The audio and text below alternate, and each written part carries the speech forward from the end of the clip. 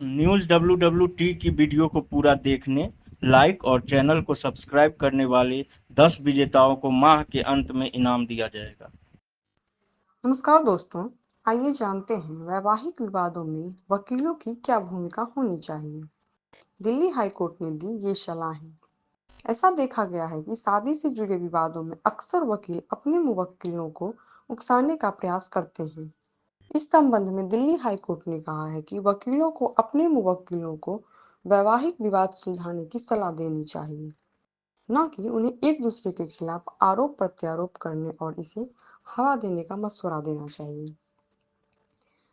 कानूनी सीमाओं के दायरे में रहे आचरण। जस्टिस प्रतिभा एम सिंह और जस्टिस अमित शर्मा की बेंच ने कहा कि वैवाहिक विवादों में वादियों प्रतिवादियों को भावनात्मक आघात का सामना करना पड़ता है। उनके निजी जीवन में ठहराव सा आ जाता है। बेंच ने कहा कि वह वादियों प्रतिवादियों की हताशा और निराशा से अवगत है। बेंच ने कहा कि यद्यपि शांति और सौहार्द अत्यंत आवश्यक है और ऐसे मामलों में वादी पक्षकारों का आचरण कानून में निर्धारित सीमाओं को पार नहीं कर सकता। अदालत और समाज के प्रति बड़ी जिम्मेदारी। हाई कोर्ट ने अपने आदेश में कहा, ऐसे मामलों में वकीलों की न केवल अपने मुवक्किल के प्रति बल्कि अदालत और समाज के प्रति भी बड़ी जिम्मेदारी होती है। शांति और सौहार्द अत्यंत आवश्यक है।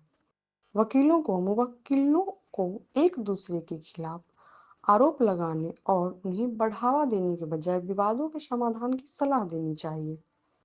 अदालत ने यह भी कहा, ऐसे मामलों में आरोपों को बेहद व्यक्तिगत रूप से लिया जा सकता है, जिसके कारण मुवक्किल दूसरे पक्ष के वकीलों के साथ दुर्व्यवहार कर सकते हैं।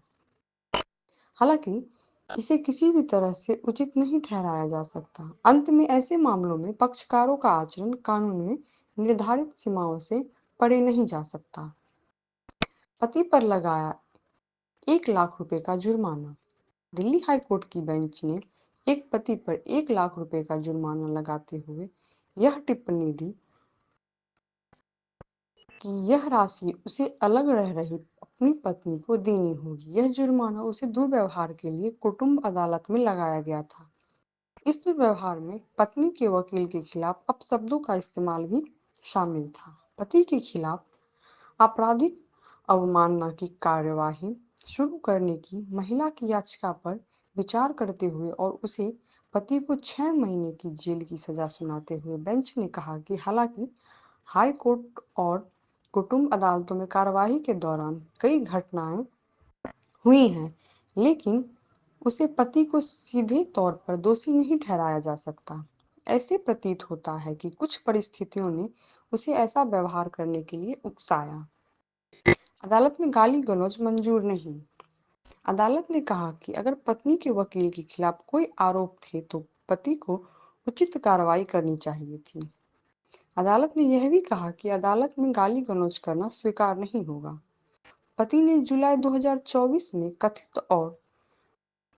कथित तौर पर कुटुंब अदालत में वकील के खिलाफ अपशब्दों का इस्तेमाल किया था, जिसके बाद हंगामा मच गया था। यह रिकॉर्ड में दर्ज है कि उसने न केवल पत्नी के वकील के खिलाफ बल्कि संबंधित न्यायाधीश के खिलाफ भी अपमानजनक भाषा का इस्तेमाल करके शर्मसार किया था।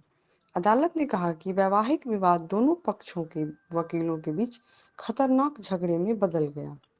इस मामले की पृष्ठभूमि पति द्वारा व्यक्त किए गए पश्चाताप और इस तथ्य को ध्यान में रखते हुए कि उसके पिता बीमार हैं, अदालत ने पति को फटकार लगाई और उसे पत्नी के वकील से माफी मांगने का निर्देश दिया।